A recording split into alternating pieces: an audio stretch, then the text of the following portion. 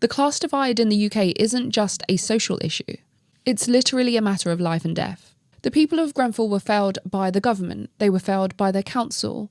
They were failed by these companies that cut costs. They were failed by regulators. They were left to die in a building while being surrounded by the most prosperous and wealthy people in London's elite circles, elite class. If they, who shared the same streets with the wealthy people, still were abandoned in this way, what is this fascination with us just having these people living here as though that's going to somehow enhance the quality of all of our lives? It isn't. It isn't. And for me, this tragedy isn't just about the fire, but it's about what that fire symbolized.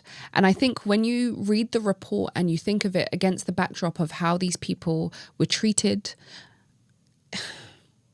I just don't understand how in today people can see things very clearly with their eyes, know what's going on, and still turn a blind eye to the huge class inequality in this country, but also the real dire implications that come from that.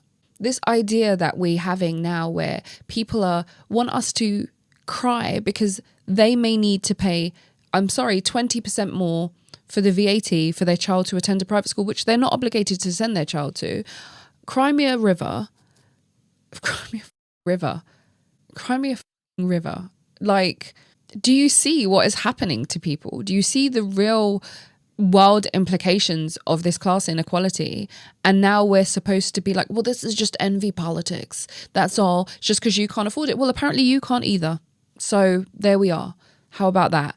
And I just get so sick of it because there are such stark disparities, not only in the way that people are regarded, but in the way that their people are treated and the way that they interact with society and the care that is taken when their lives are in danger, when they are victims of something. And there is no, or there isn't, that's wrong of me to say there is none. There is not enough collective outrage about these things. There is not enough. Because let's face it, Grenfell wasn't a one-off disaster. It wasn't a one-off disaster. It is years of inequality and neglect and oversight or lack of oversight